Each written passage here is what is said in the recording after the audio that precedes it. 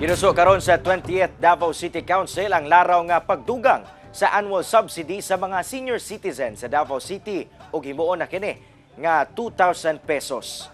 Gibutyag ni Konsehal Tec Ocampo, Vice Chairperson sa Committee on Social Services sa Konseho sa GMA Super Radio Davao nga tumong karon sa lokal nga kagamhanan nga madungagan og 500 pesos ang annual subsidy sa mga senior citizen ug mahimo na kining 2,000 pesos.